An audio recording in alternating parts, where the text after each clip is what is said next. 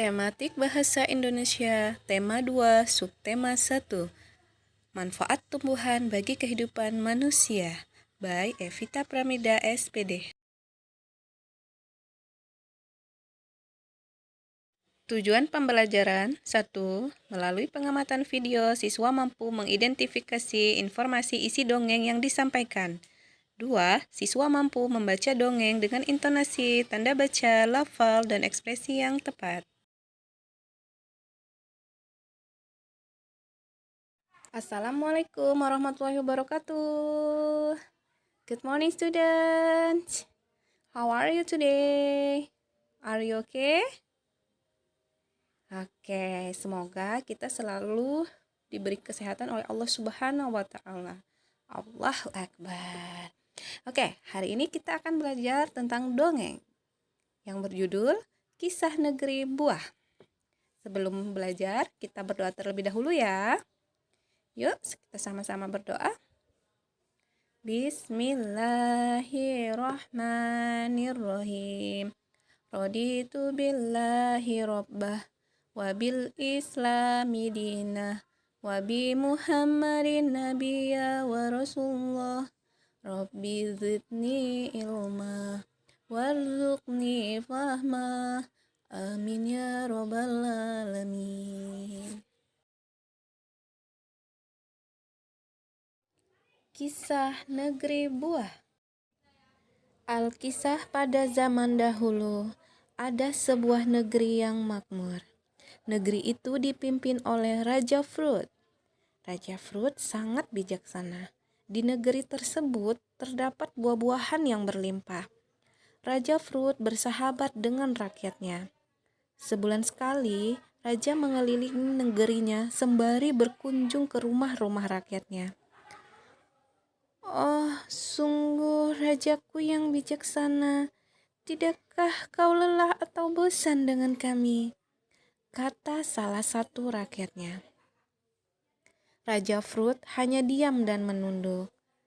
Ternyata di balik teduh wajahnya, matanya berkaca-kaca dan berkata, apakah aku pantas bosan kepada rakyatku yang selalu memujiku? Lalu, apakah aku pantas merasa lelah hanya karena memastikan keadaan rakyatku setiap sebulan sekali? Sungguh tidak adil kalau aku merasa bosan dan lelah kepada rakyat yang telah memberiku makan, kata raja. Sungguh, engkau adalah raja yang penyayang, kata rakyatnya. Kemudian raja berkata, ketahuilah rakyatku, aku tidaklah selelah kalian yang sudah menanam dan memetik buah setiap hari. Pada suatu ketika, raja tidur dan bermimpi. Di dalam mimpinya, raja menangis terseduh-seduh melihat rakyatnya tergeletak tidak berdaya karena kelaparan. Raja terbangun dan menceritakan mimpinya kepada penduduk istana. Percayalah, tidak akan terjadi apa-apa, Raja. Mimpi itu hanyalah bunga tidur. Hibur seluruh penduduk istana. Mereka tidak ingin rajanya bersedih dengan mimpinya. Hingga lambat laun raja lupa dengan mimpinya. Waktu berjalan dengan cepat. Hingga pada akhirnya timbul suatu peristiwa yang tidak pernah disangka-sangka oleh Raja Fruit. Negerinya dilanda bencana kelaparan. Raja tak pernah membayangkan negerinya akan kehabisan buah karena selama ini buah-buahan di sana sangat berlimpah. Setelah diteliti, ternyata penyebab kelaparan adalah tidak seimbang buah yang dikonsumsi rakyat dengan banyak pohon yang berbuah. Setiap hari, rakyat selalu makan buah sampai tidak kenal kenyang, sehingga lambat laun, pohon-pohon buah sangat kelelahan dan tidak berbuah lagi. Raja Fruit sangat kebingungan dengan kondisi negeri dan rakyatnya yang demikian. Hanya sedikit pohon yang masih berbuah.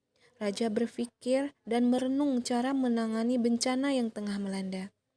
Akhirnya, Raja menemukan ide dan menyuruh seluruh rakyatnya berkumpul di lapangan istana. Raja Fruit bertanya kepada rakyatnya, "Pohon, siapa yang masih berbuah?" Saya, kata rakyatnya bersahutan. Setelah itu, Raja Fruit menyuruh rakyatnya supaya mengkonsumsi buah secukupnya dan tidak berlebihan. Kemudian, Raja menyuruh pemilik pohon buah supaya setiap hari mengumpulkan buah-buahan yang tersisa dan meletakkannya di depan istana. Buah-buahan yang terkumpul sebagian akan diolah menjadi makanan yang mengenyangkan. Sebagian disemai untuk dijadikan bibit, dan sebagian akan dibagikan kepada rakyat yang sedang kekurangan buah. Raja Fruit tidak lupa dengan pohon-pohon lama yang sudah lelah berbuah. Bersama rakyat, Raja mengumpulkan daun-daun yang berguguran. Daun-daun itu dibusukkan sehingga menjadi pupuk. Pupuk itu digunakan untuk memupuk pohon lama dan sebagai media tanam bibit pohon buah yang baru. Lambat laun, pohon-pohon lama kembali berbuah. Akhirnya, di negeri itu semakin banyak pohon buah karena bibit baru sudah dimulai tumbuh besar. Kelaparan semakin berkurang. Kali ini, Raja Fruit tidak ingin musibah datang kembali.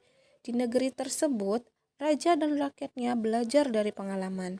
Mulai sekarang, mereka tidak mengkonsumsi buah dengan serakah. Karena buah-buahan berlimpah, supaya tidak busuk, mereka menjual buah-buahan itu ke negeri seberang. Kini, rakyat negeri tersebut hidup makmur dan sejahtera karena mereka mempunyai raja yang bijaksana dan cerdik.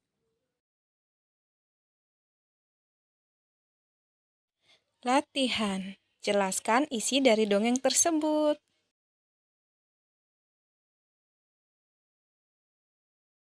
Well, student, I think enough for our meeting for today.